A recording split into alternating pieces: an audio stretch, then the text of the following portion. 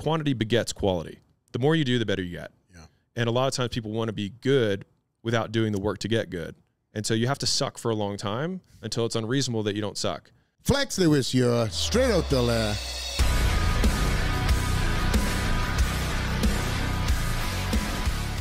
Today's guest is a seasoned entrepreneur, investor, and philanthropist.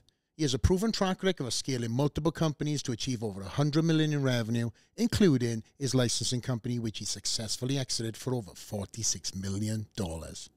In this episode, he shares his journey of growth, resilience, and lessons learned. He delves into complex business concepts, and towards the end of the conversation, he offers some of the most valuable business advice I've ever come across. Here's the brilliant mind of Alex Hormozi. It's great to have you, mate, and of course, you and I have, over, I would say, what, 6, 8, 10 months since you've been here, developed a friendship outside of, the business stuff. Our girls have gone and had dinners and stuff. And I know. That's rare. Layla does not do that. Really? Oh, no. My I think wife, I'd say in the last year she hasn't done it. Yeah, That's the only dinner that she has had without me. Yeah. Really? 100%. Oh, wow. We do everything together. She and I have been together every night since we met, or rather since we've been married, except for one weekend. Damn. Like we're a package deal. What'd you do with yourself when she was out with my wife? I was like, wow, look at all this time, that I have to myself. Like no one's saying anything. This is wonderful. No, I just worked more. Yeah. When's the first time you and I met? 14 years ago, by chance, and then we went our separate ways. But I was a 19-year-old at Vanderbilt University in Tennessee, and a buddy of mine bought tickets to the Roy Jones fight, and we by chance were sitting in the 2 seats behind you, and we were probably bothering you because we were 19 and fans, and I remember my buddy kept asking you all these questions about lifting and bodybuilding, and you were in kill mode then. No, I mean you were 100%. Like I remember the whole thing. Wow. And at the time, like you weren't Flex Lewis as you are now. You were like on the come up. You know what I mean? And you were so in the mode of accomplishing. You were in the hunt, and you said, if you want to accomplish your goals, you have to cut everything else out. You have to stop the partying. You have to stop the drinking. And you need to go all in on the one thing. And we continued to bug you throughout the rest of the fight. Alcohol. You get more words of wisdom. Alcohol was flowing. Yeah. Well, we were 19, so that would have been illegal and underage, so we definitely wouldn't have done that. No drinking. Yeah, that was just normal debauchery from 19-year-olds at a fight. But so the crazy part about this is that we met by happenstance 14 years ago. Flex was early in his career. I was non-existent in my career. I was a freshman in college, and we ended up 12 years later reconnecting here in Vegas because I started going to your gym, and then after a handful of times, like, do you remember these kids that were behind you at this fight? And lo and behold, yeah, I remember. I actually do remember this circumstance. I can't remember the context because it was kind of, I was meeting people throughout that fight. I was super important to you. That's what you're trying to say. But I do remember 2 guys sitting behind me, and we kind of shared, periodically opinions of the fight. Yeah, we did that too. And I do remember some other words of wisdom being spoken about. What I said, I don't know. Probably the cliche shit they said back then too. No, but I mean, you really did though. Like I remember the conversation because you were on the route to champion. If not, had just like you were right there. And it was just crystal clear that nothing else mattered to you, that was it. And I remember it was enough that I was impacted by it at 19 to enough that I remember a conversation that happened randomly 14 years ago. It wasn't even the words you said. Obviously you're like, don't drink, don't party, stay out of trouble, work hard, etc. Like that stuff was the cliche. But I think the thing that wasn't the cliche was how you said it.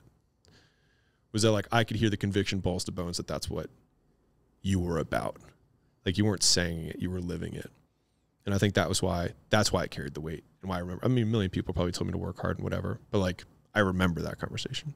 You have been bettering yourself in a lot of projects. I don't know if is there anything that you want to talk about in terms of what you've been that you can speak about. Yeah. So I would say like I have there's three big things I would say going on right now. One is that we're building out an office here in Vegas that'll be headquarters for our media team.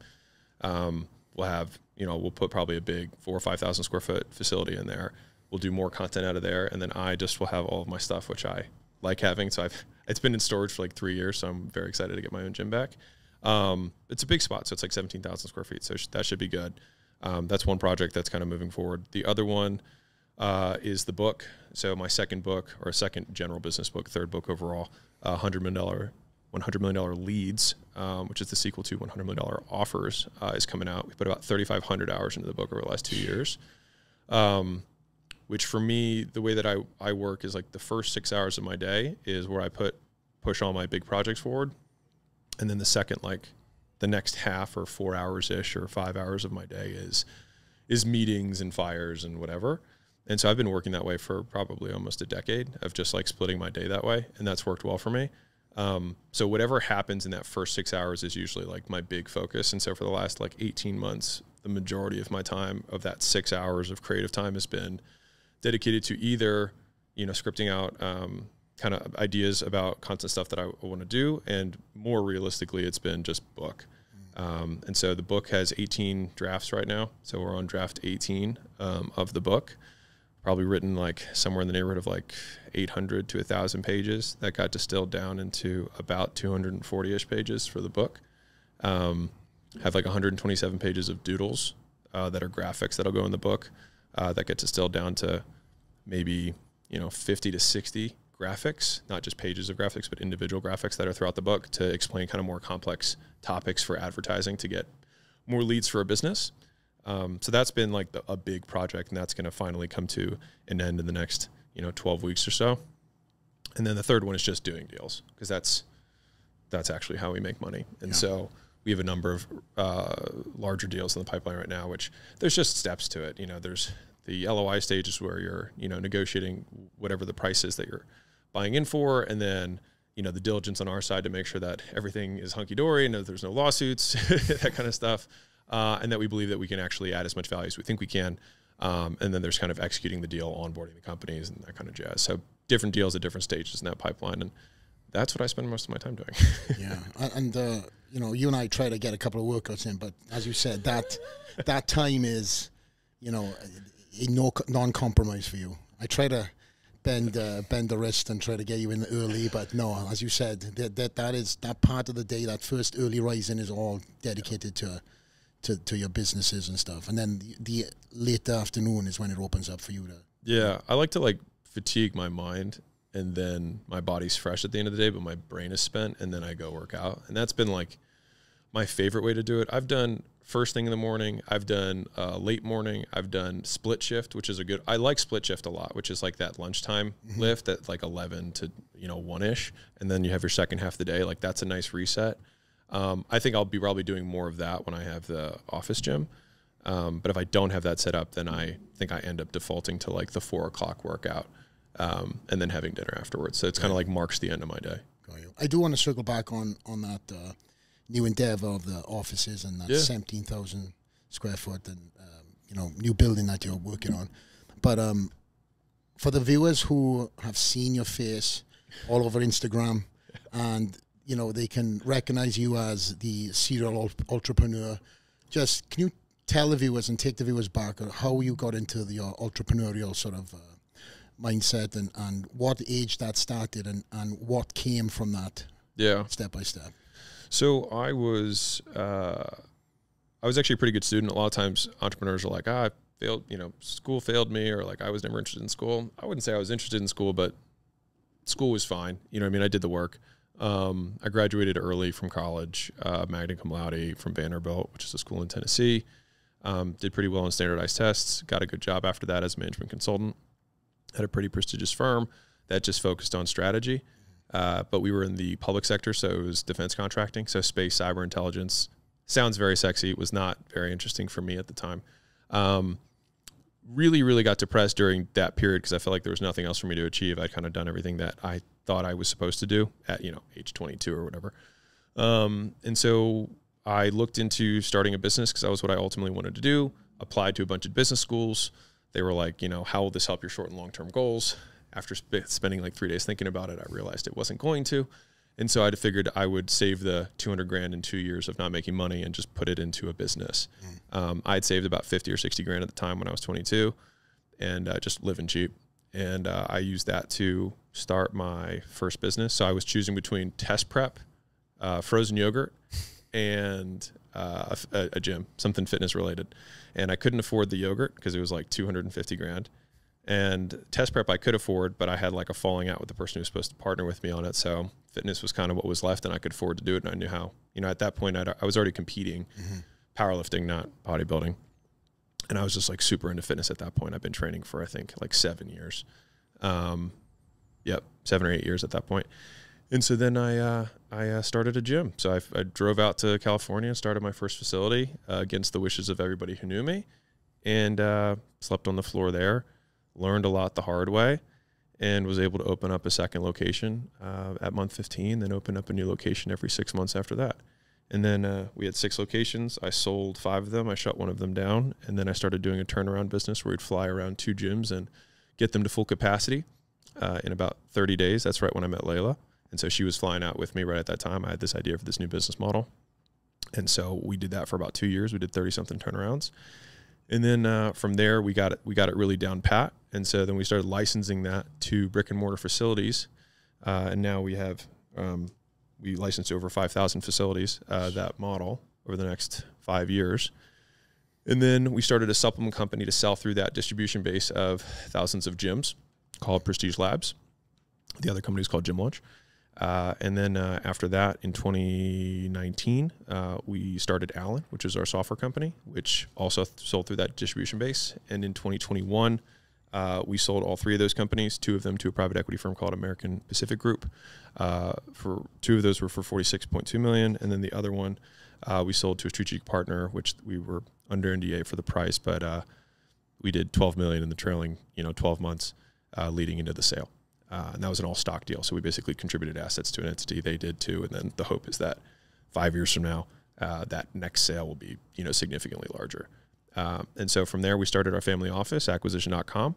And we started investing our own money because at that point, we'd probably taken about 40 million in dividends out prior to our exit. And so we had a decent amount of cash on hand, and I had never really done any investing. And I felt like that's kind of the phase that I wanted to get into. But rather than kind of putting it all in the stock market, which I feel like I'd be competing against people that have an advantage over me, I was like, well, why don't I just invest in businesses that I know and understand and can add value to? And so that's been pretty much the thesis behind acquisition.com, was finding businesses that we, that are simple, that we can understand, that we can scale. And so now we have 16 portfolio companies, and right now in aggregate, I think they do about 200 million a year. Depends every month, kind of, it's a little bit volatile, but that's kind of the current run rate of those portfolio companies. And usually we have between 20 and 51%, of the businesses that we're invested in, and that's our jam. Are they all in the same genre? I know you say no. Okay. So everything from, photography studios for kids all the way to mortgage sales, just different businesses. It's really just like, do we have a simple business model that has 1 to 2 products that we understand? A lot of times, like red flags for us when we're looking at businesses is, do we see an entrepreneur that's super scattered, who can't focus on anything? You can often see that because a lot of times the business is a reflection of the entrepreneur. And so if everything's scattered, everything's erratic, there's 5 different things going on and they're doing 10 million a year, it's like, well, why don't you just pick one and get it to 100? And so that's kind of the approach that we tend to have, is like, maybe there's a front end product and a back end product. Awesome. And most people end up creating new products because they just don't know how to sell more of the first one, and then end up creating all these appendages attached to the business that ultimately make it harder to run. Obviously, there's I'm a little privy to this, some more so the earlier part of the stories. Alex is, if anybody's on Spotify right now, he's assessing what protein bar he's going to consume. We'll see which one I'm going to go for. It'll be a big decision. This is a big decision, but I'm a little privy to some inside stories too. I do want to and for the viewers, watching this, a lot of people in the early stages of either starting up a business or maybe they're in the fitness industry and they're looking at themselves as a brand, as a business. I know that you mentioned earlier before you went through this incredible, history of what you started and where you are now, but you really had a rags to riches story. You kind of skimmed the earlier part of life, of where you opened up a gym, but you've really had, a lot of failures that you've learned from. And one of the earlier parts of, your story is that you did get a gym, it failed. And can you tell us about that? Because I think that's a big and a critical part of your storyline of learning from your failures to get to where you are now. Yeah, failed a lot. So I would say the biggest failures, right off the bat, I started the first gym. So all the gyms that I had were more or less successful. I had one gym that I was a 90% owner of. I'd given 10% to an advisor to kind of like help me with it. But then I met two other guys who said they could help me more. So then they bought in for very little, and I used what little money they gave me to buy the other guy out. But then they ended up buying 2/3 of the facility. So I was a 1/3 owner of my original gym. And I pretty much didn't take any money out of the gyms while we were growing them because I would just take whatever cash to open up the new facilities. Ended up having a falling out with one of the two partners. So me and the other guy bought the other guy out, kept doing, and using cash flow to make payments to him and then also open new facilities. Until we got to about 6 locations. At this point, I was like, I don't know if this is what I like. It was very difficult. We were probably doing, I don't know, $2 million in top line, maybe 3. I honestly don't remember. And that was when I ended up kind of reaching this weird point where I didn't know what to do. I wasn't making a ton of money, but it was just a weird spot for me. And so I went to a speech or like a seminar thing, like one of those events. And there was a guy who was talking about online marketing, and I was like, man, I need to learn some of this stuff. So I didn't do anything. I waited a year, and then during this like weird moment, I was like, you know what, maybe I'll go join one of his like events or whatever. So I joined this guy's event. And when I was there, I was explaining my whole model and how I'd open up each facility at full capacity. And he was like, you should show other people how you do this. And so that was kind of the big shifting point for me going from, okay, I'm going to go from 6 locations to 10 locations to maybe I'll start this turnaround thing. So I started the turnaround thing and it started working. And so then I sold all the gyms. It didn't sell for a lot. I sold them, probably in aggregate for like $250,000, which for anybody who's listening, that's not a lot of money for 6 locations. It was almost just like the hard costs of the assets. But I was really committed to this new direction. And so I put all the cash that I got from that sale into this new partnership that I decided to do with a guy who had been indicted for fraud, which I knew about. I filled up a gym, and we were supposed to partner on these new gyms together. And he would come and operate them after I filled them up. So it was going to be like a launch and go model. I'd open up 1 or 2 facilities every month, and he'd come and fill it up. So I crushed this launch. I did 380 something new members in the first 21 days. And these were at $600 a pop for 6 weeks. So it was a training facility, not a membership facility. And then I looked at the bank account one day, and all the money I'd put in, plus all the cash that we generated, was taken out. And he was like, well, I know that you're skimming profits, so I'm just taking my half. And I was like, what? Yeah. And he hadn't paid for anything, and I was the one who was guaranteeing the lease, of course, because he had financial difficulties. Of course. Yeah, of course. I was like, oh yeah, don't worry, it's just a big misunderstanding. And so anyways, so there I am now, and I have no cash in the bank account. I lost everything that I just spent 5 years building with the gyms. And I think at this point, just in my personal savings, I had like 25, just not a lot of money. And I couldn't sell more people because I didn't want to keep doing the gym thing. I wanted to do this other thing. And so I basically just had to stomach the hard costs of the gym with no new revenue coming in, which was horrible. So I just basically had to pay payroll and rent and everything. And if you have no inflow, it goes down very fast. And so within 6 weeks, I was able to close that last facility. So that was where the, sold 5, had the one that I ended up closing down was that one. And so now here I am, I have nothing left. And Layla at the time was like, hey, we should still do that, launch thing where we just like fill other people's facilities up and we don't own it. And we just take the cash that we generate.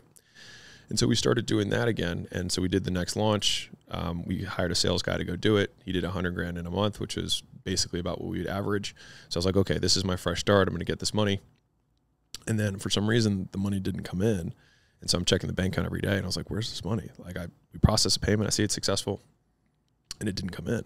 And so I call the processor up and they're like, oh, it's a standard annual review. And I was like, I've been with you guys like 6 years. You've never had an annual review. And call 2 days later, same thing, call 2 days later. And then finally, it's Christmas Eve, and I'm back at Layla's parents' house. I've never met them before. This is the first time they're meeting me, the winner, who now had lost everything and had no money. And the only shot I had at making money, the money was not coming in. And so on Christmas Eve, I called them up, and I was like, I'm not getting off the phone until you just give me money that is mine. And they said no. Shocking. Christmas Eve. Yeah, right. And so I had a sales guy that I owed about $22,000 in commissions, and I had $23,000 left after all of this, shittiness. And so I wired him 22, and I had $1,000 left, and it was Christmas Eve. And so that was December of 2016. So it's, whatever it is now, 2023. So I was at $1,000 left in total at that point. I screenshotted it because I was like, I'll remember this. You still have that screenshot? I do. And 2 days later, Layla had convinced all of her friends to quit their jobs to join our thing. So 6 of her friends had quit their jobs, which was great. I felt super responsible for that. And so I told her, I have this credit card from all my gyms that they haven't canceled yet. I've got a $100,000 limit, and this could go horribly wrong. And so I think I'm a sinking ship, and you should probably get out. And so she didn't listen to me, and she said I would sleep with you under a bridge if it came to that. And that was probably my moment for knowing that Layla was going to be the girl I was going to be with for a long time.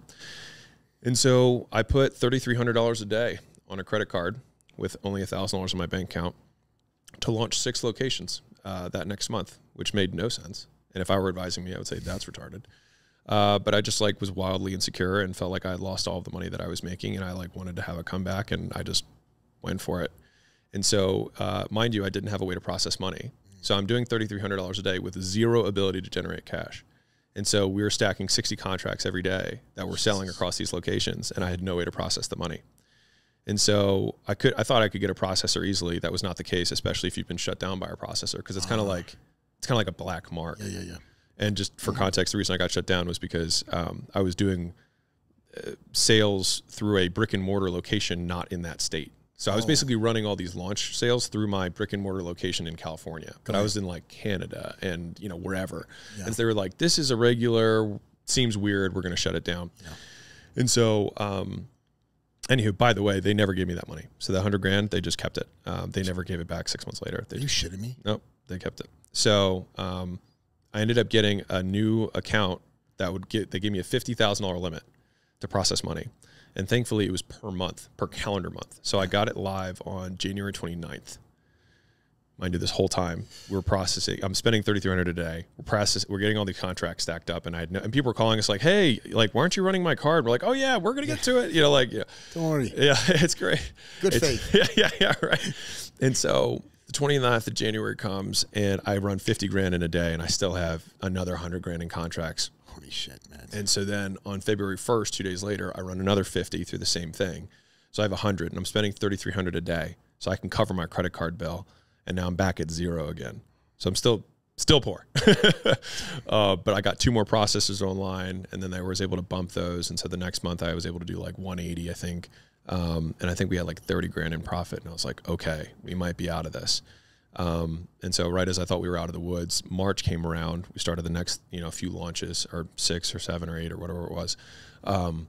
And then 2 of the locations, which for us, the sales guys weren't as good as we were. I would average about $100,000. I think they averaged 50 in cash collected per location, somewhere in there. And 2 of the gyms that we launched out of 6 in January stood up on chairs and told everybody to refund with me, and that they would fulfill the same thing for half the price. So just for context, the way our turnaround model worked is we would fly out there. I would spend the money on the hotels, airfare, rental cars, food for the sales guys, commissions, ad spend. And our deal was we keep all the cash that we bring in, for X period of time, which was like a 6-week program. And then after that, the gym got to convert however many members. So it was all free. Yeah. It was all free for them. They didn't have to do anything. They just had to like do a good job for the 6 weeks. That was their actual cost, was delivering. And then they convert whoever they want on the back end. But they were like, hold on, let me do the math here. They were like, you signed up 150 people at my gym for $500 each. That's $75,000. I made $30,000 last year, and you ripped 75 out of my gym in 21 days. Which they didn't have, anyways. Right.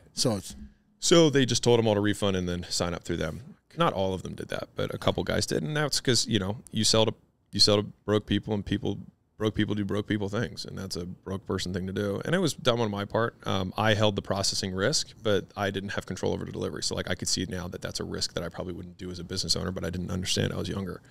And so anyways, those guys do that, and all of a sudden that cushion of the 30 or 40 grand just disappears. And so then we were like, well, shit, what am I going to do? And the problem was that it started to happen again at another location the next month. And Layla comes to me and she's like, this model is broken. Like, it doesn't work. Because basically we had to sell more to cover the refunds, because I only had 30 or 40 grand and we had like 100,000 or 150,000 in refunds we owed. So I told the guys to ramp it on sales, and we did, but then the same issue happened. So it was kind of this vicious cycle of the more we sold, the more we had to give back. And like, it was very horrible. I just remember I just couldn't breathe a lot of, I like wake up in the morning, I was like, I just couldn't breathe. And so I'm thinking like, how am I come up with 150 grand in profit in 30 days? I've never done that my whole life. And which is why I think a lot of times like desperation is one of the, the mother of invention. Right? And so Layla had this Queen transformation program, which was like she took her personal training in-person clients to online. She was making like $4 grand a month. And it was basically paying for food. I'm doing all these big numbers and just like losing my ass. And she's just got her like $4,000 a month thing on the side that she spends like 4 hours a week on. And so I hit her up. She was in the kitchen. I was like, tell me more about this thing that you're doing. And, quickly it was like, okay, so this is all margin. It's all online. Yeah. I think we could scale this. And so she gave me the go ahead, and I spent 48 hours writing the best ads, best sales letter, best website I could come up with, and started running ads to it. And within 14 days, we're doing $1,000 a day online over the phone. She was. And I was like, this could work, because we had 8 sales guys at the time. So I was like, if I get all 8 of those guys to sell, they each do $1,000 a day. We could do $8,000 a day, pretty much all profit. We'd make $240 at the end of the month, cover commissions and ad spend, and I'd make about $150 in profit. I was like, we could do this. And so I called all the guys that were supposed to launch the next month. So in April, the 8 gyms, and I was like, hey, we're not doing this anymore. And they were like, well, you said you were going to. And I was like, yeah, but you haven't really paid me anything. So like, sorry, you haven't lost anything by me not coming out. But one guy was just like, the first call that I had was like, dude, I need this. I refinanced my house. I maxed out my credit cards to do this gym. And like, I know you launched my buddy's gym and crushed it for him. Now, this is one of the good guys who didn't do anything weird. He's like, I know you can help me. And at this point, I'm really beat up by the gym industry and just felt really betrayed. And I was like, dude, I'm not flying out there. Like, I don't really care. And so finally, he was like, dude, can you just show me what you did? Just show me at least, and like I could get this going.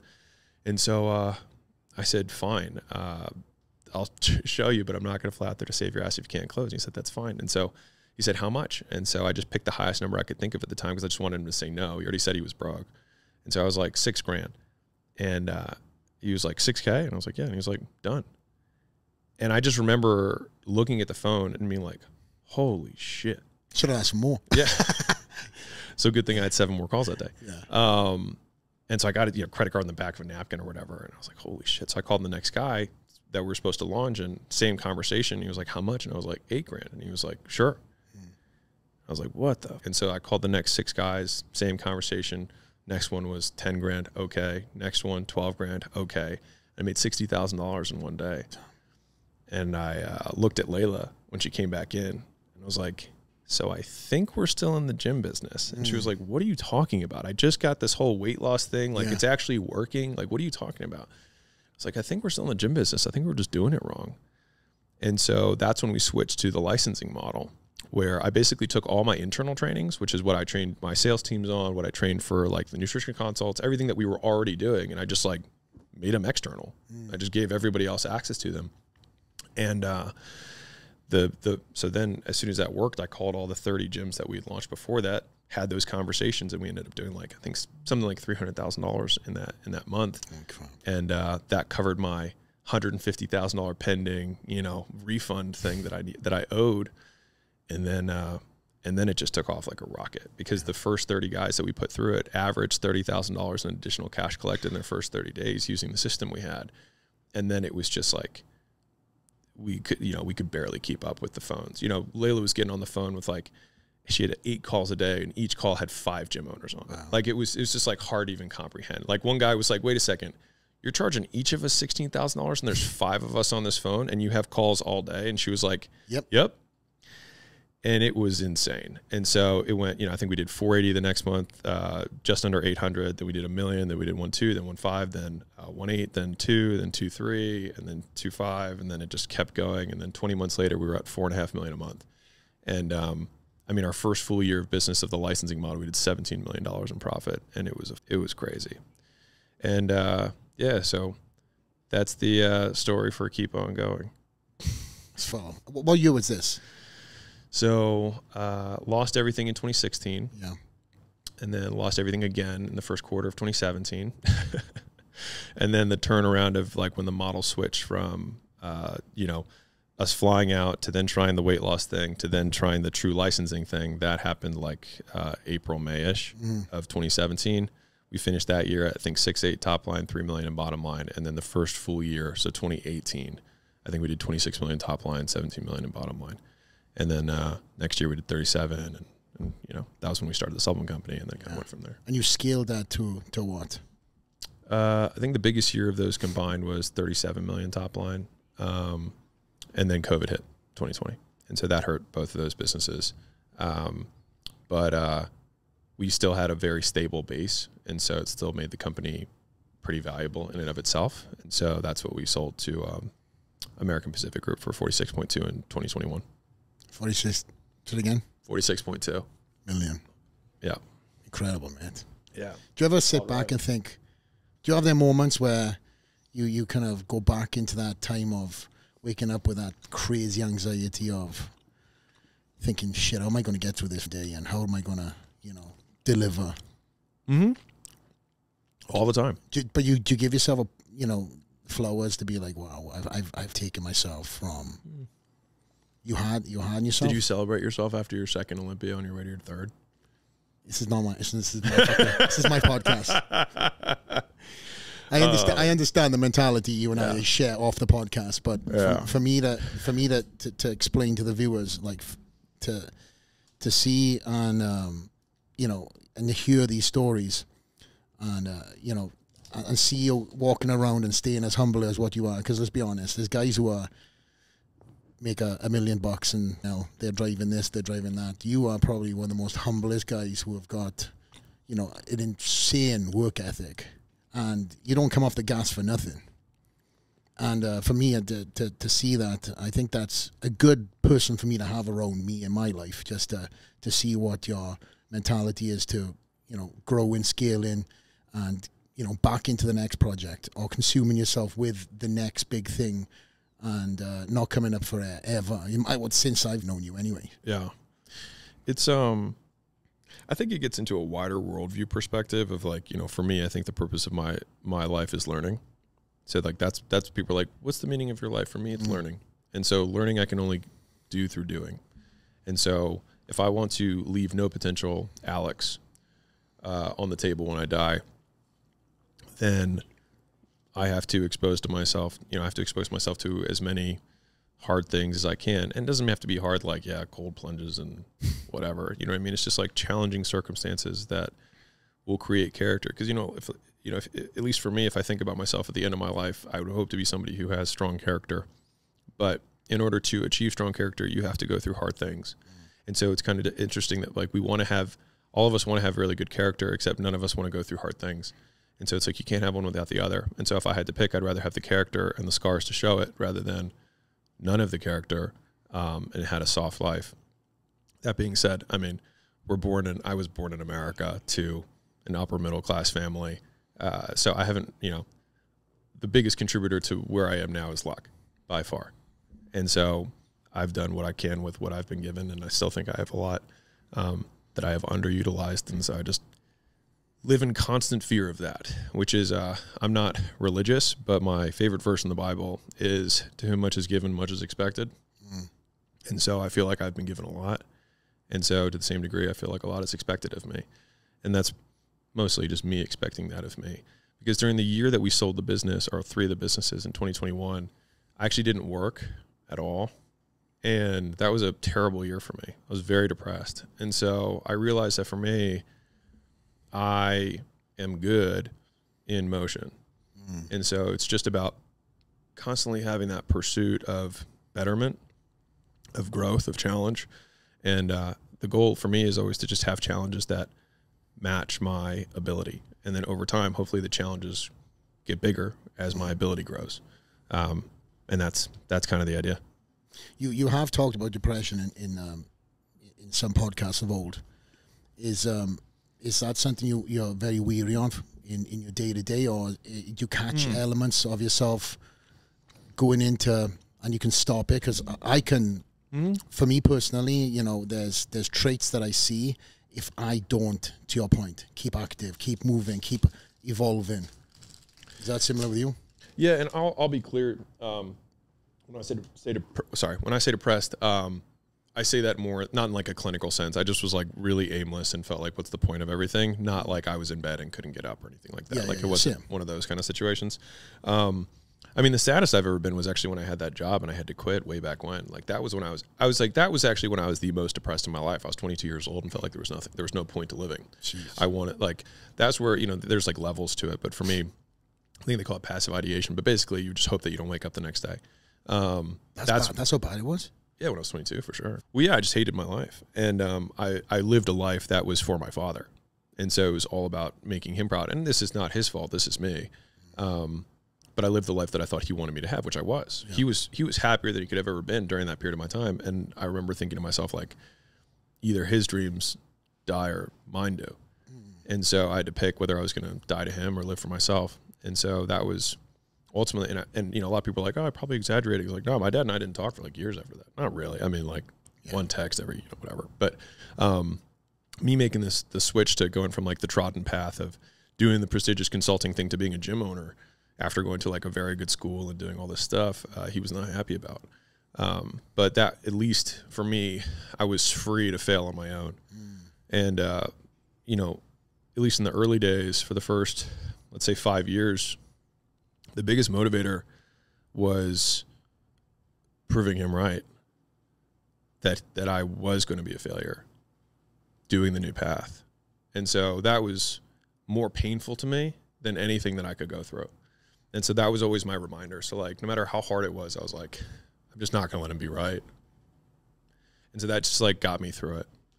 And so a lot of people have like these really motivational like speeches of, I just wanted to change the world and I just wanted America to be fit. Like, I didn't want any of that. Like, I just wanted my dad to be wrong.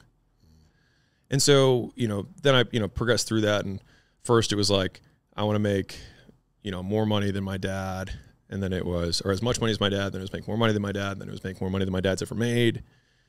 And then I realized that I was trying to win at a game that was not mine. So I was trying to beat my father at his own game. And then that's when I realized that I was like, is this the game I really want to play? And so kind of shifted gears into like, well, what is the game that I want to play and where do I find meaning? And that kind of went to a different place. And now it kind of is what I say now, which is it's just learning for me. And I think we can create our own meaning around the things that we want. And so that's the most depressed I was when I was 22 and having to quit that job or that life for the new path was by far the hardest decision I made in my life. By far. Like still, number one, hardest decision I've ever made in my life. But after that, it all got easier. It was still incredibly hard, but that to me was like death. Like I actually had to leave my dad, not my dad, I had to leave Baltimore, which is where I was from, and I didn't tell anyone until I was already halfway across the country because I knew that, because I'd already tried to leave and I couldn't do it. And because you'd always talk me out of it, and he had a lot of authority over me at the time because he was the really successful, you know, he was a doctor. Oh, right, and okay. Yeah, so you know, he was a doctor and he was successful, and he wielded a lot of authority over me. And a lot of my early days was like trying to make him proud. And I realized that over time, the approval of my father was something that was always going to be out of reach. So it didn't matter where it was. He would always move the goalpost. And that's fine. I mean, hey, I've come a decent way. But I think it was like probably 7 years after I left for the gym, to start the gym. This is like when Gym Launch started really crushing it. And he called me to, give a momentous apology. He never apologized to me in my life. And I remember we were out to dinner, and he called me, and I was like, this is weird. Like, he doesn't really call me that much. So I took the phone. I was like, hello? He's like, you're going to want to sit down. And I was like, okay. And he said, I'm sorry. And I was like, for what? He was like, everything. I was like, okay. And, rather than having that just be a nice moment, which I probably should have done, I was still very angry. And so I was like, Pops, when they have those speeches at those award ceremonies and people get up there and they're like, I just want to thank my mom and my dad for always believing in me. I was like, I'm not going to say that. I was like, because you didn't. I was like, because you only believed in me once it was obvious. Once I'd made more than you've ever made in your entire life. And he was like, well, we'll see how long it lasts. And so, we had a little bit of that kind of competitiveness or whatever. I don't even know what you want to call it. I was disrespecting him is basically what that was. And I shouldn't have done that, but I was younger and I was angrier. But now I think we're on decent terms, and I think he has come to respect me in a real way for, who I am, because the thing that I also said in that conversation, which I probably shouldn't have, was, you approve of me now. And I was like, but I stopped caring about what you thought 5 years ago. So your approval doesn't mean anything to me. Wow. And to be fair, it was true, because it was me having to like die to that vision of what he had for me. That was the thing that allowed me to do this thing, because he made it very clear that he didn't approve the decision. So I had to go on my own. And that was why it felt like death, because it was like death of a relationship, death of the mentor that you have or whatever that, and up to that point, that was the major driving force in my life. Is like, I got good grades to impress my dad. I went to a good school to impress my dad. I took the job that he wanted me to take. I did all of those things, but I always felt like the approval was like one more thing. Okay, then go to business school and then graduate from Harvard. And then after that, and that's okay. Cause like a lot of people have it tougher than that. That was my story. You guys are okay now? Moving forward? We're on good terms. Yeah, we're on good terms. Listen, it's not, I don't think, there's no way that he looks at what you've achieved and is any shape or form not proud.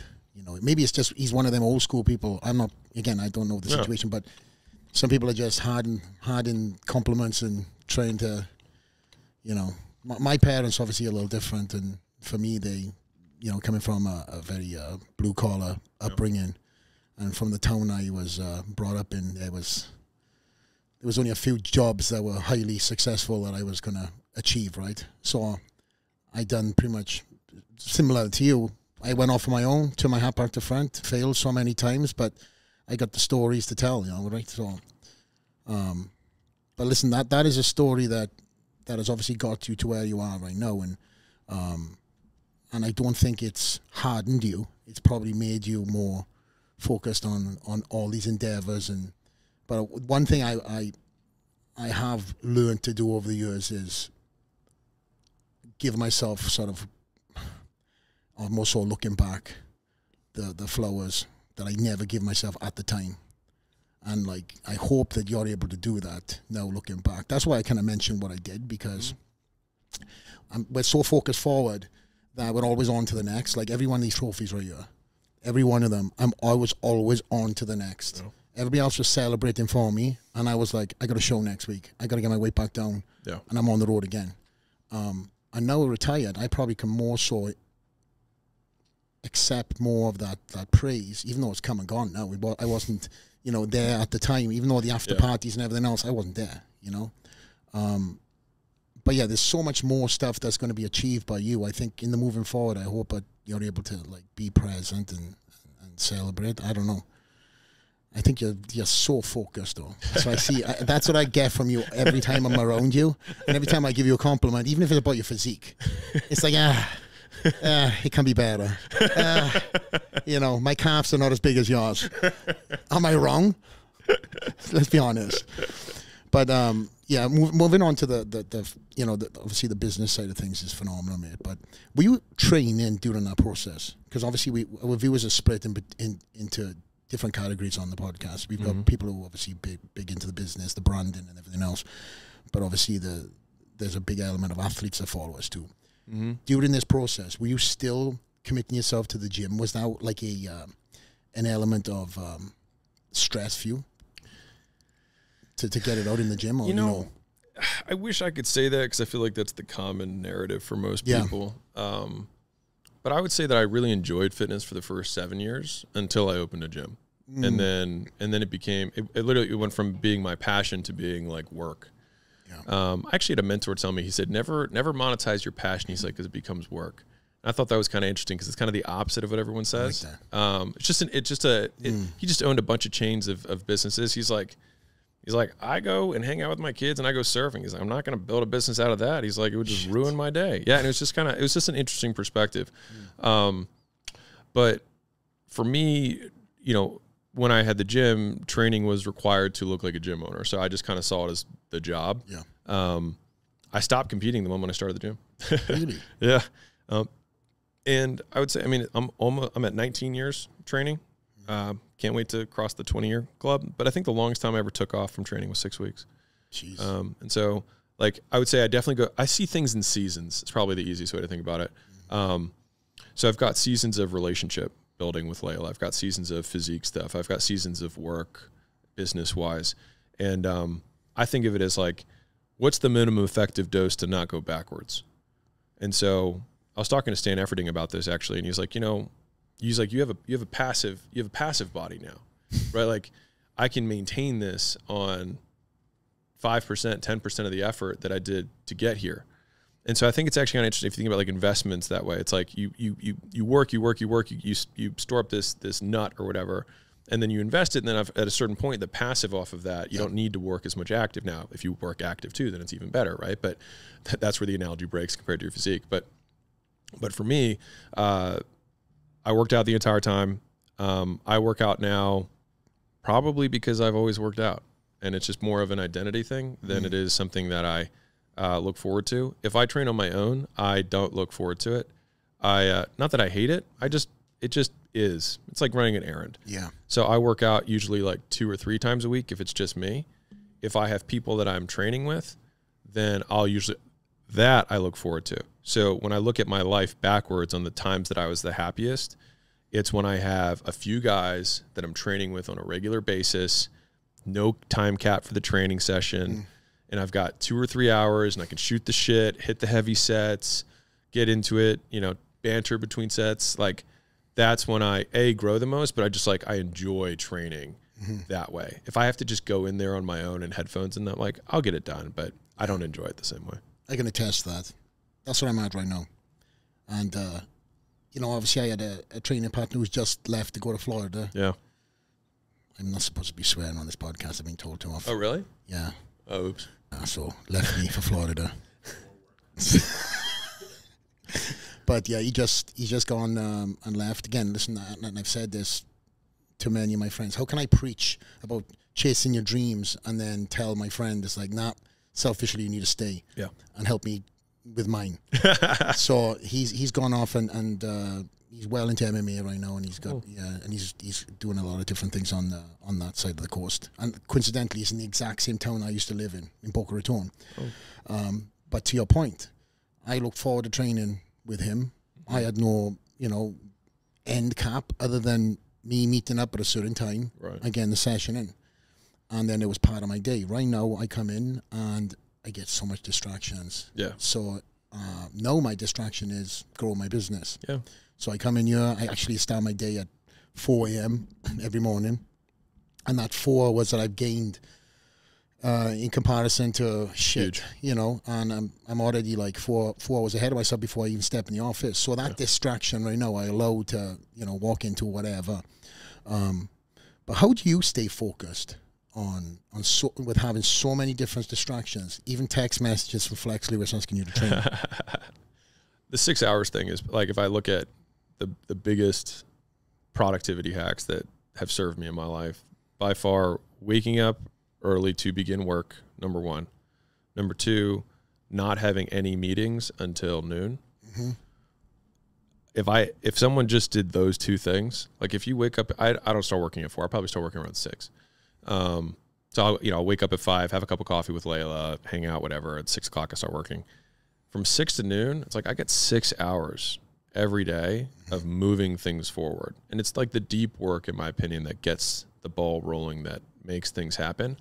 And then I still have to put out fires the second half of the day. But that, like, Jerry Seinfeld had 2 hours every day that he blocked for writing.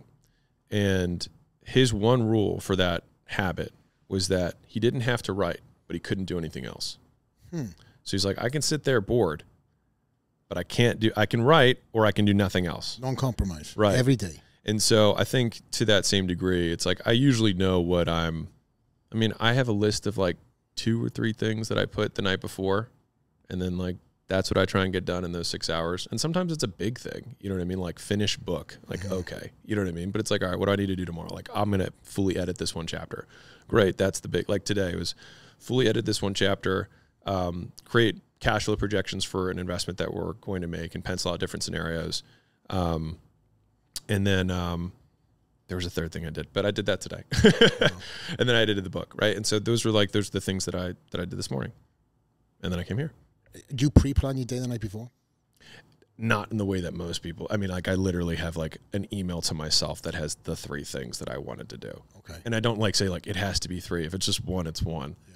Oh, and I made 2 new forms for the landing page that I wanted to test out. All prior to jumping on this podcast today. Yeah. Yeah. But that's it. I mean, like that's it. And sometimes just one thing.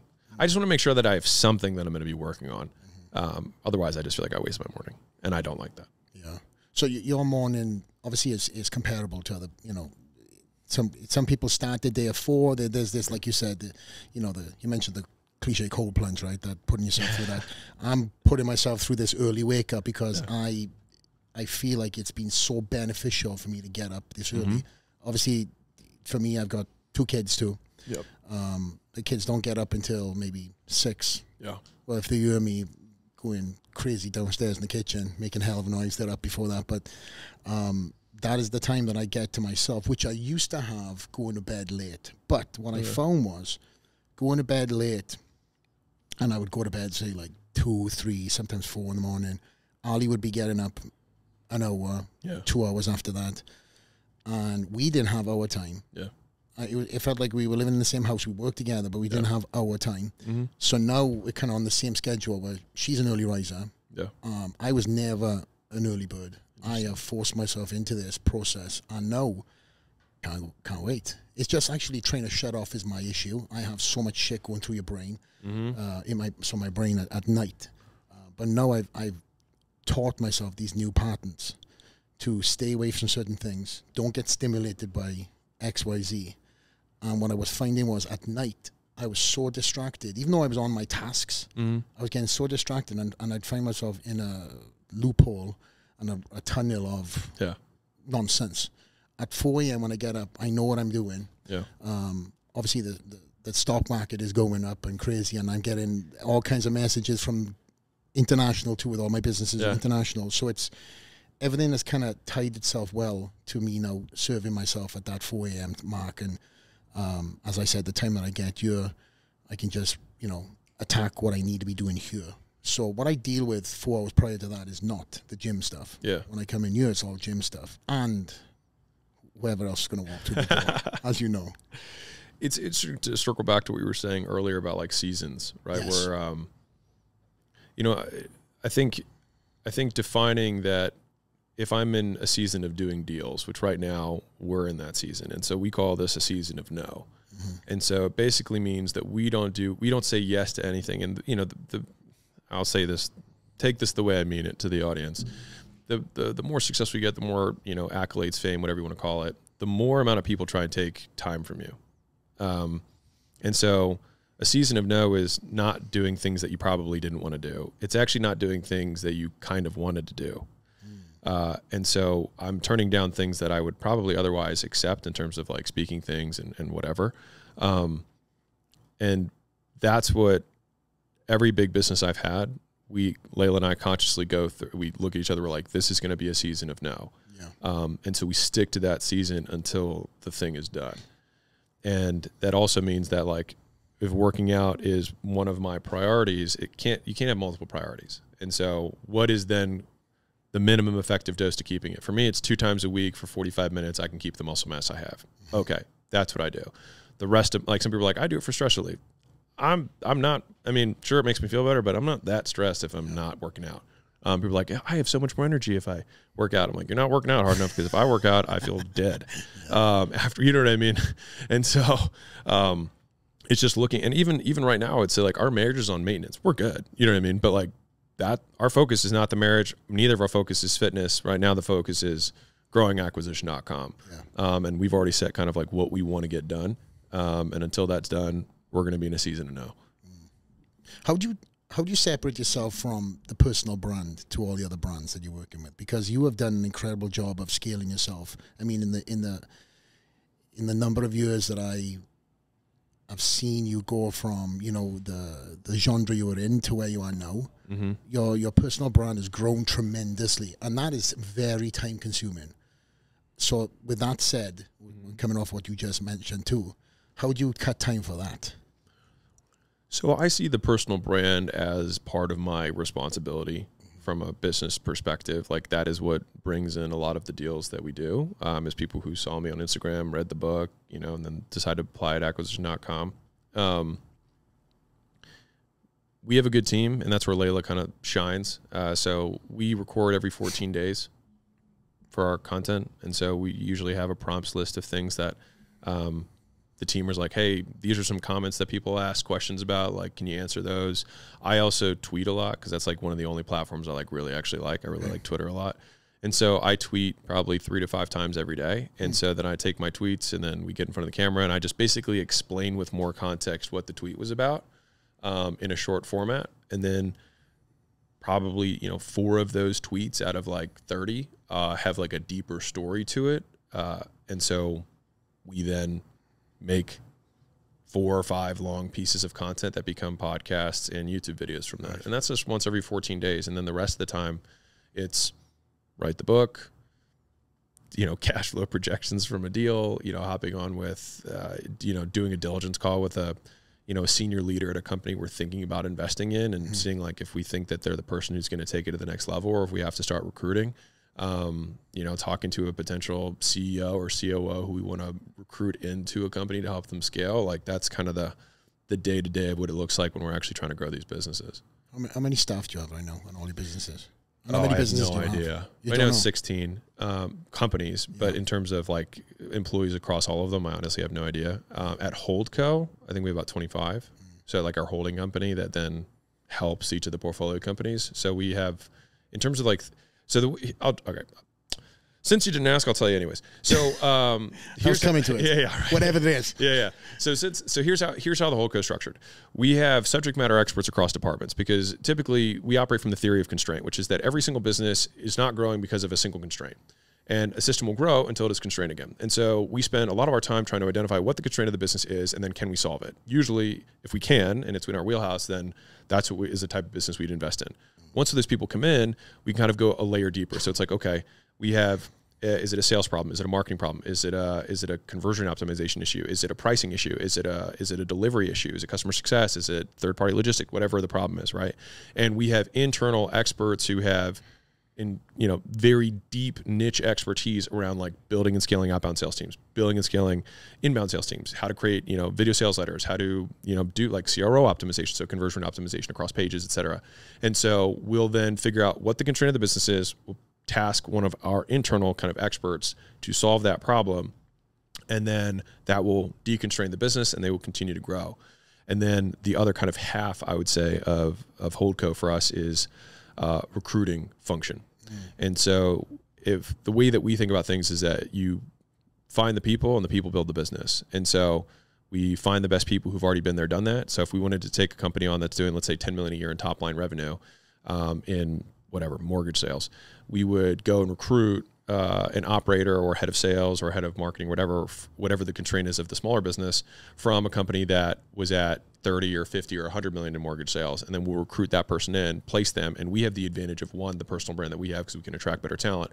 But secondly, because we are a family office / private equity firm, depending how you want to see it, we get a lot more responses from higher level individuals where, a normal, 10 or, $20 million mortgage company is not like a huge business. And so they might not be able to get responses from what we would consider a, level A or top tier talent. So that's kind of one of our competitive moats, is that we can tactically add value at the operating company level, and we can recruit people into those roles, and then they interface with Holdco. So it's like, sales is a problem, go find the salesperson, put the salesperson in, who's a director and who's done this before. And then we take our sales expert and say, here's our playbook. This is how we want you to do it. And then they implement that within the company. And then that way, the value is actually built in the company rather than at Holdco. So like if the holding company if all the companies relied on Holdco in order to function, then it would actually make them less valuable, because it means that Holdco is required to function. Whereas if you have a company that can stand on its own 2 feet and grow on its own, then that company in and of itself becomes more valuable. And so it's a harder solution, but it's the better long-term solution. And so that's how we build companies. Okay. Dumb. How do I segue this into something else now? I went a little deep on that one. Yeah, you got to remember, we got some viewers that are just like, but no, listen. I'm thinking of the best segue, and you got your videographer next to me. How do I segue that into fitness? No, but one thing that I do want to try to reverse everything back slightly. Obviously, for guys and girls who are on the first kind of step, right? So take yourself back to the fitness days, and you're on that first peg, not on the peg that you just spoke about, which has come from time and experience and working with some incredible people and obviously investing knowledge into everything.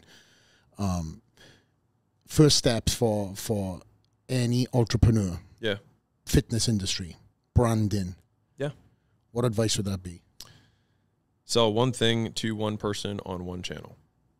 So a lot of people try and get really cute and try to do lots of things, but 0 to 6 figures, which is, is really just sell something to a specific customer on one channel. When I say channel, I mean like you learn how to sell through Instagram DMs.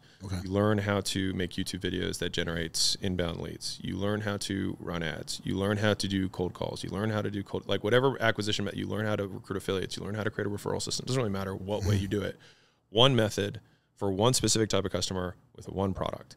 That is what gets you from 0 to 6 figures. If you want to go from 6 figures to 7 figures, it's doing each of those steps, consistently. Because what happens is most people make a sale and then they stop working. And so it's being able to consistently do the activities that generate the sales. If you just do it consistently, then you get to 7 figures. At that point, you usually have to look at a bigger picture in terms of the strategy of the business, which is, okay, how can we afford to get even more customers? So that's usually when you have to add in some sort of back-end products to increase the lifetime value of each customer. And I won't get beyond that. But at that point, then at that point, you'll be able to afford to go through other channels to get more customers. And I'll cap it there. That gets you to $1 million a month, and then we'll stop there. so basically, from entry point here, what would be your first step if you lost everything today? Okay, strip everything back down, or you're just giving somebody that's just walked into the gym, I want to be the next Alex Hormozi. What would be the very first thing that they need to focus on of the incredible beer and caps? First thing I would say is be you, not me, because you're not going to beat me at being me. But, one, get an LLC set up through the LegalZoom. 2, take the LLC to bank and get them to give you a bank account. Step 3, set that bank account, hook it up to Stripe or PayPal to get a way to process money. Step 4, message people with the thing that you are trying to sell and ask them to hop on the phone so that you can sell them the thing. Then they will give you their credit card, and then you run that card, and then you will get money, and then you do the thing that you said you were going to do in exchange for money. That is a business. That is the easiest way that and the most understandable thing I've heard from your mouth of podcast, which, to be honest with you, mate, even I was on board with that. No, but again, we have a wide variety of different people are watching you. We have a lot of young guys, you know, aspiring young, you know, hustlers. I know that, you know, you got a videographer next to me. I had the pleasure of talking to him before we jumped on the podcast, and, you know, he obviously put himself in uncomfortable situations until it became comfy, and put himself into, you know, LA until Alex Hormozi was hit up, and you guys have linked, right? So again, I love that approach to, you know, just turning your hat back to front and hustling. I've got my own story. I came here at 20. I knew one person. I slept on the sofa, wanted to be the best in the world. I put myself all over California until I put myself into the gym where I had my kick twice a day. And I was around people that truly got the best version of me. And then I seen the best version of me. And I realized then I could do this. So, you know, you got to get beaten down. You got to be, you know, and have an incredible mindset to focus forward. And learn from every mistake that has come. And for me, sitting now in my shoes that I'm in now, obviously I'm not as accomplished in business as you are. You're more accomplished in bodybuilding. But bodybuilding is a different thing. Right? But again, it's more of the circle of people I have around me now that I pick and I learn from. You know, again, if it came to bodybuilding, I've been around the best. I feel like I know everything in that space. And there's nothing else for me to achieve in that space. But what interests me now is the business element, is other things that scare the shit of me, just like being half naked up on stage did. So now I'm chasing these new goals and these new dreams, and again, putting myself, as I said, another cliche, the same thing again, in uncomfortable situations until I become comfy, just like this podcast, right? This is nothing I ended up, you know, wanting to or aspire to be kid from Wales with this accent and incredible lisp that I've had to work through. But again, I get to be around and interview friends and get to hear their stories, and what the common storyline among everybody I've had on this podcast is nothing's been given easy. Everything has come from trials, tribulations, failures, and everybody's still admittedly learning from their failures, no matter how much success they've had, no matter how great their life is, no matter what car they're driving, how big their house is, they're still aspiring to be better every single day. And that's when I look at you, mate. That's something I always gravitate and get from you is you're humble, you're driven, you live very frivolously.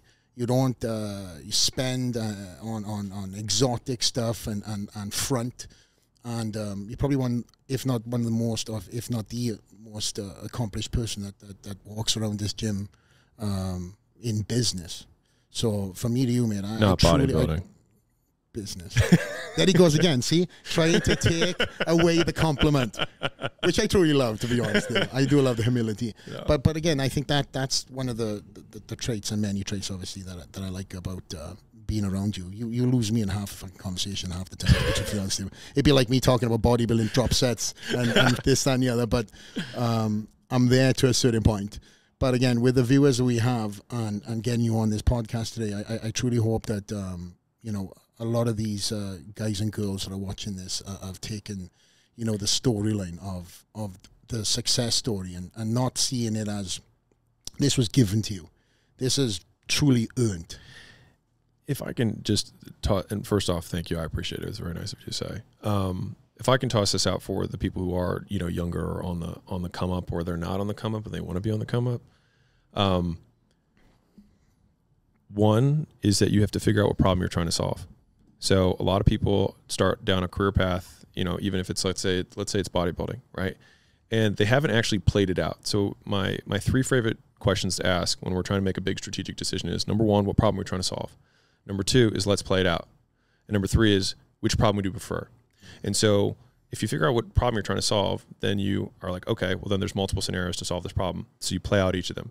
So if someone's like, well, I want to be a bodybuilder, you're like, why? They're like, well, I want to make money. It's like, okay, that's a different problem, right? And so, like, to be fair, the only way you're going to make that is like you're literally number one or top five, you know, that you'll make real-ish money, right? Yeah. Right. On the flip side, you could probably become an influencer without even stepping on stage and make significantly more money. You know what I mean? If that's the, you know, the goal. So it's, again, what problem are we solving? Then you play it out and you're like, okay, well, now I'm number one. Now what? It's like, well, I wanted to, like, for me, playing it out was like, okay, I'm going to go to business school. Okay, then what? It's like, okay, well, then I'll get a consulting job that makes me $120,000 a year. Okay, then what? It's like, well, I guess I'd have to work up the ladder there, and then eventually I would save enough money to start a business. I was like, well, what if I just did that, if that's what I want to do? And so those are 3 questions I would ask myself. The second thing is that if you do not know the input-output equation for how you're going to be successful, you will not be successful. And so what I mean by that is you have to figure out what primary actions you have to take that will continue to stack up over time. So, for example, if I wanted to create a marketing agency or I wanted to sell widgets or whatever it was, like, I will need to get customers. And so either I will reach out individually to friends and family, I will reach out individually to strangers to get them to hop on the phone and buy my thing, right? I will run ads to get it, or I will post content in order to get more customers. Beyond that, I could get affiliates, or I could get referrals to send me people. That's it. Those are the only ways we can get customers. If you don't know what the input system is there, where you're like, okay, I need to do 100 reach outs a day. I need to make 5 pieces of content. I need to get 2 affiliate relationships a week. I need to, whatever the input is, if you don't know what that is, then you're never going to get there. So you have to figure out what problem you're trying to solve. You have to play it out and then figure out which problem you prefer, and then figure out what your input-output equation is to getting what you want. And then you do it. And you do it as many times as you possibly can, and you ignore everybody who tells you that you're wrong and tells you that you're not going to get there. And most of all, you ignore the thoughts that you were telling yourself about why you're not going to get there, because you are wrong on a long enough time horizon if you do the thing. And so if you do that, it becomes unreasonable that you won't succeed. And so I like to create unreasonable equations for myself, which is, if I did this thing every single day for 10 years and I never stopped, would it be unreasonable that I won't be a millionaire? If it's unreasonable that I won't be a millionaire, or I won't be a billionaire, or whatever your number is, then I'm like, cool, then that's what I need to do. And so if you haven't figured out your input-output equation, which is what I need to do to get the thing, then it is the first problem you have to solve. Once you do that, the rest of it is wake up early, spend the first 6 hours of your day making your content, doing your reach outs, recruiting affiliates, blah, blah, blah, whatever thing it is, and then don't let anyone stop you. And that also means saying no to things that you probably want to do right now. Because the people who are further ahead of you have no more time than you do. They do things differently than you. And if you fill your time right now, every day, which you probably do because you're alive, you do things during the day, then it's not about adding more to your plate. It's about removing the things on your plate right now that you're wasting your time with. Repeat that last sentence again. That's incredible. The people who are richer than you don't do things that you do. They stop doing things that you are doing. Because what happens is, if you eliminate all of the wasted activity that you have in your life, you will create room for doing the few inputs that matter most. And then that's the thing that's going to get you to where you want to go. I think that's the problem with a lot of the younger generation, is they're around so much. They're losing so much time. I mean, I wish I could tell my younger self, stop around, especially on this phone. I would have gained so much more space and so much more yard. Is there anything that you would love to change if you had the chance to get back and time hop?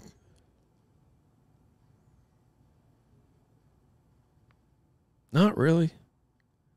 Because I like where I am, and I wouldn't want to mess with that. And so I wouldn't want to butterfly effect my way out of not being in the position I'm in. So just stole the words in my mouth there. Yeah, I'm good with it. Everything's happened for a reason. I say that, I repeat the same sentence. People ask me if there's anything I want to change in the past. Everything's led me to this point. Yeah. And I wouldn't want to butterfly effect anything too. Yeah, and I think one of the other things is, as a point of encouragement, is that you're not getting what you want if you're not where you want to be, right? Because you're either doing the wrong things, or you're doing the right things but you don't do it enough, or you're doing the right things and you haven't done it long enough. And so you have to figure out which, and that's where it's nice to have mentors and people who are ahead of you who can spot it and be like, okay, you're just doing the wrong things, right? Straight up. Or you're doing the right thing the wrong way. That's possible too. But if you're doing the right thing, sometimes you just have to give time. If you're like, man, I've been posting on social media, it's like, okay, well, how long? It's like, well, I post like once a week, and I've been posting for like 3 months. I'm like, okay, so you've posted 12 times. We put out 250 pieces of content a week. Yeah. You're not going to, like, of course you're not famous yet. You know what I mean? But like, you have to do that first, and then you will get better at it because you've done more of it. And then you try to go to once a day, and then you try to go to twice a day, and then you try and figure out what content people like. And like, there's a game to it. And volume or quantity begets quality. The more you do, the better you get. Yeah. And a lot of times people want to be good without doing the work to get good. And so you have to suck for a long time until it's unreasonable that you don't suck. So it's like, if I did a 10,000 cold calls, would it be unreasonable that I suck at, would it be unreasonable for me to be good if I did 10,000 cold calls? The answer is yes, it'd be unreasonable. And so then it's just like, great, go do that, and then you'll be good. Yeah. If you worked out every, if you stuck to your training program and you stuck to your diet program for 2 years, would it be unreasonable that you'd make significantly more progress than you made in the last 2 years? Of course.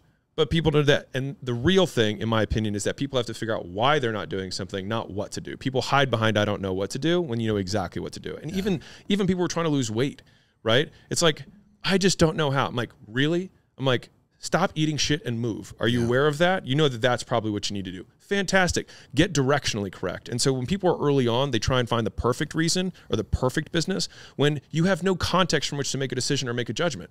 And so you have no way of knowing if this is the perfect business or the perfect career path. So the only thing you can do is taste and then iterate. And so I try and get people to, at least who are younger on, who ask me for advice. I just say, like, get directionally correct. So it's like, okay, I like business. I like business more than I like this. Cool. Then I'm going to do more stuff in this direction. Now you're in business. You're like, I like the creative side more than I like the sales side. Okay, cool.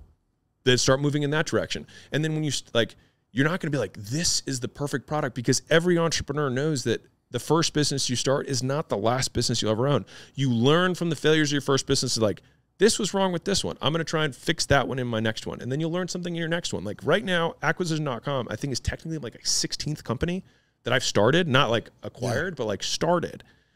So like, of course, my first business ever was an online training business. Mm-hmm. First thing I got money for. Lady wrote me a check. Which is a lot of our viewers right now. Yeah. Lady wrote me a check. She just asked me for help at the gym, and I met her for lunch and I gave her tips, and then she just gave me a check. I didn't sell it. She was like, here's money. And I was like, oh, I guess I could make some money doing this. Like, I had no idea. So like, you're not going to know. And the only way to know is to start doing it. Because even if you listen to podcasts, you read books, you watch seminars, whatever, the only way the information will actually make sense to you is if you've actually done it. If you read 20 books on cold calling, you will still learn more in your first 100 cold calls than you learn from every one of the books. Now, if you do the 100 or you do 1,000 cold calls and then you read 20 books, then you'll have context to apply the information for the next call. It's like reading about training for a year rather than getting into the gym. As soon as you're in the gym, learning how to periodize, learning how to set up the equipment, whatever it is, will make sense to you. If you're like, okay, yeah, next time I'm on a quad extension. What was a quad extension again? You've never done one. You have no idea. Yeah. And so people don't do anything because they think they need all of the information. But if you have all of the information on an opportunity, you're already too late. It's already passed. And so you have to operate within the context of the unknown. And so a big part of entrepreneurship is operating with incomplete information. You make the best bet you can and you get directionally correct, and then you adjust. What do you see me as a future for me? What advice would you give me? Without putting myself in a very vulnerable situation. Yeah. By the way, I can edit the shit out of this, by the way. Well, honestly, I would follow the first three questions, which is, what problem are we solving? What's the goal? And then that's a you thing. So it's like, what is the goal? Yeah. If you're like, I want to be a billionaire, it's like, okay, we have to solve that differently than like, I want to make 10 million this year. I want to make 50 million this year, whatever it is, right? I'm just making those numbers up for the audience. Like, once you know that, because what's interesting about this too is that the goal that you set, like, there are just you just take different paths. But if you're it takes the same amount of time to build $1 billion thing as it does to build $1 million thing. Like, that's crazy to think about. But it takes sometimes less time. Like, if you want to build a really successful restaurant, it might take you 10 years to get a local, get the local word out, have the good word of mouth, maybe open 2 or 3 locations. Like, it takes, and you're still working 80 hours a week killing yourself, versus starting a fund. And maybe you work even less time doing that and you make 100 times the money.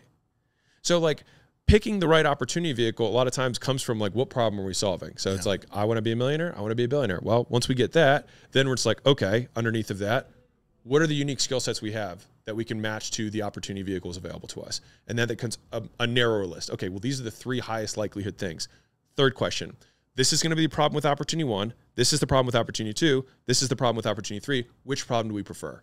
This one's going to be really hard with hiring lots of people. This one's going to be really technology driven. So you have to have like a really good technical co-founder, or you have to understand software or whatever. This one's really marketing heavy. So you're going to have to make a lot of content. Which of these 3 problems that are the hardest parts of this is the one that you'd prefer to tackle? Well, I think the marketing and content's the one that I'd rather tackle. Great. That's the path. So we got the highest leverage opportunity, match with our skill set with a problem that we feel confident that we can solve.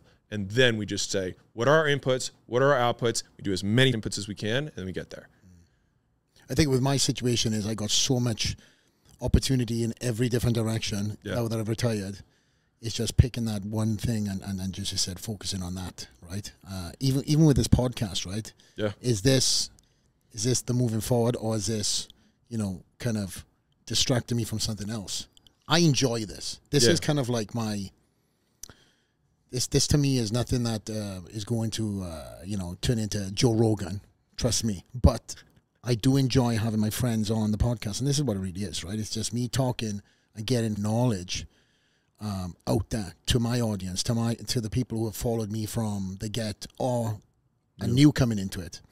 And also exposes them to your world, to your YouTubes, to your Instagrams and stuff like that. So there's a lot of correlation from business into bodybuilding and whatnot, because of you want something in life, you just have to turn your hat back to front and go for it. You want bigger calves? Yeah. Put it in the gym, go for it. Same with any type of business, even to being a better dad, right? It's just putting effort into something and becoming good at it, because you're going to fail. You're going to suck at whatever it is that you're trying to get good at until it becomes secondary. For me, again, I've got a lot of these low-hanging fruits that I'm doing right now, and I'm enjoying the process of chasing them. Maybe if you was to see what I'm doing, you'd probably be like, okay, Flax, I need to wrangle you into this like funnel. But considering that my whole world and my whole life was on that shelf for 19 years, I feel like I have this new abundance of life that I'm chasing, and it's fun for me to be into different elements and genres, I guess. I think to answer the original thing, if I were to give my 2 cents on it, it would be you need to find another Moby Dick. Because right now it's like you're chasing lots of little fish, but you need to find the whale. I like that. And I think right now, like, sure, you can get some fish on the boat, sure, you can eat for a day, but it's like, what's the thing that you're going to like hunt and spend, obsess over? Because I'll tell you a short anecdote. So there was a guy who's let's say a world-class athlete, won whatever the Olympic stage was equivalent for him. And we were talking, connected me on Instagram, or with me on Instagram, and I got on the phone with him, and I was like, all right, man, so what's going on? He's like, I need some help with business. I was like, all right, what's up? And so he started talking. He's like, oh yeah, I got this business, I got this business, I got this business. I was like, how? And he said like 6 different business ones on the phone with him. And I know he makes significantly less money than me. So I was like, what is happening? And he was like, oh, I've got like 40-something businesses. And I was like, jeez, what? And I was like, how do you? He's like, oh, I have an Excel sheet to keep track of them. And I was like, and he told me what his top line revenue was, and it was not like, crazy numbers. And so he did have one brand that I knew of that I liked a lot. Okay. And I was like, well, if you had a magic wand tomorrow and you got to kill all of the other ones and just grow that one brand, how easy would your life be to triple that company? He was like, my God, I could do that in my sleep. And I was like, then why don't you? And so like, and after that call, a year later, he killed all of the businesses. He's like, it kept me up. I kept thinking like, I should be done with these things, because it's about, so the equation for success as I see it, or at least getting an outcome, is volume times leverage equals output. And so it's the number of activities times how much you get per activity equals how much you get, right? And so in the beginning, most people don't do anything. So they don't have anything to multiply to get the output, right? But once you've learned how to have some level of motivation, whatever, where you're working all of the time, which let's assume a certain level of success or whatever, then the next multiplier, which is still the biggest multiplier, is how much you get back for the work you put in. So like Warren Buffett, for example, made a trade 2 years ago for Apple that has now made him $90 billion on one trade. And so he had a level of effort, volume that he put in to get a skill, and he made that effort and had tremendous leverage on that thing to get this huge and massive output. And so what a lot of people don't understand is that leverage is unlimited. So you can get a unlimited multiplier on the effort you have if you pick the right activity. So if you pick the right whale, because then if you had, you know, Flex Online, the app that has, you know, 20,000 users and they all pay whatever, $20 a month, then okay, well, that's a $5 million a year business that probably, if everyone was sticky and you got more affiliates and whatever, like that might be a $50 million exit business if you X, Y, and Z, right? If you compare that to, let's say, I'm taking a bunch of brand endorsement deals where I get little slices of affiliate revenue or something like that, like there's no asset that's being built, and it's the same work to do both, but one yields you 10 times, 50 times the return of the other one. And so if you have your time, which is the only asset that we really can allocate, then you put it and you stack it on the one that has the biggest multiplier effect on the work you're putting in. And so if you look at all the opportunities that you have on your plate that are approaching you, a mentor of mine said, if it doesn't have a B next to it, don't bother, right? So if it's not going to make you a billionaire, it's not going to make you $1 billion, Alex. He's like, it's not worth your time. And so I think, if this is me for you, like if you draw a line in the sand and say like, if it's not going to make me X, it's not worth my time. And then that just gives you this very clear litmus test of like, cool, that kills 90% of my shit. And now you've got, let's say 3 things left. Then it's what problem are we solving? You know, let's play each of these out. And then which of the problems would I prefer to solve? And then you narrow your 3 to your 1, and then you have your whale. In my head, I'm actually going through this shit right now, by the way. Yeah. It's the most important decision you can make in your entrepreneurial career. What are you going to dedicate the next 5 to 7 to?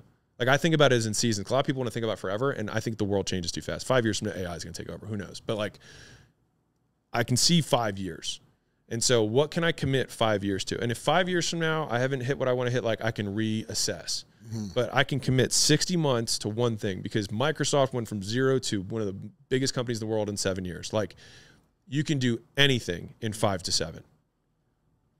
And so that's how I see it in terms of entrepreneur seasons. And so I figure for me as an entrepreneur, I've got maybe like 8 seasons in me from beginning to end. So it's like I got 8 stamps I got to pick. I got on my ticket till I die. Yeah. It's like being really selective about which card I'm going to punch. Because there's 100 things we can do, but the one thing that matters most is the pick. That is a tough thing for me because I've got a lot of picks. For everyone. And the more successful you are, the more picks you get. But on the flip side, if you picked them all, you guarantee you don't get there. That's what I'm at. Right. It's like you trying to be like the CrossFit champ, the strongman champ, and the bodybuilding champ. You're not going to get there. It's impossible. And then you end up just being like a mediocre athlete. Yeah. And the outcome is so far below what getting second place in bodybuilding is. If you tried to do all 3, you wouldn't even place. Yeah. But that's what it's like when you pursue multiple business endeavors at the same time. I wouldn't have achieved what I would have achieved if I had multiple things going on in bodybuilding. So that is right. Again, because I've been there, I understand that analogy.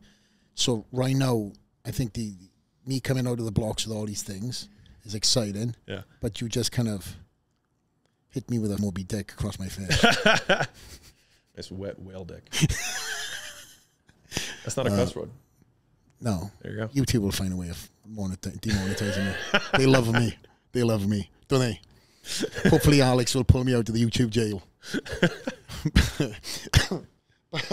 But with that said, and obviously recapping the whole podcast, and you know, I want to thank you for, you know, coming on here and dumbing it down for a lot of my fans, mate. I know you went off on a couple of business tangents. Just cut the tangent. No.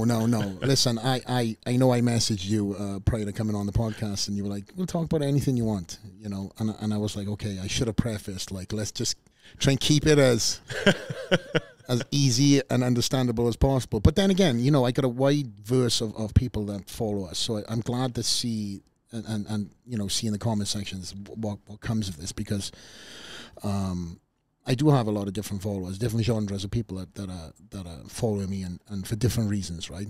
And now I'm moving into different sectors. Like I said, it's, you know, I'm trying to find the one, as you said. It's great to have guests on like yourself and you know, pick your brain and see where you're at and get the true story of success. Because again, a lot of people are just jumping on your platform, may have not have seen or heard your story, right? And I know we kind of just skimmed through a lot of the heartaches and heartbreaks, and we've kind of gone a little bit all over the place. I understand. My apologies. But if there was one parting thing that you could give my viewers, what would that be? Once you pick, just don't stop. That's it. Because if you think of life as an infinite game, like the point of the game isn't to finish the game, right? Because that would mean the point of the game would be to die.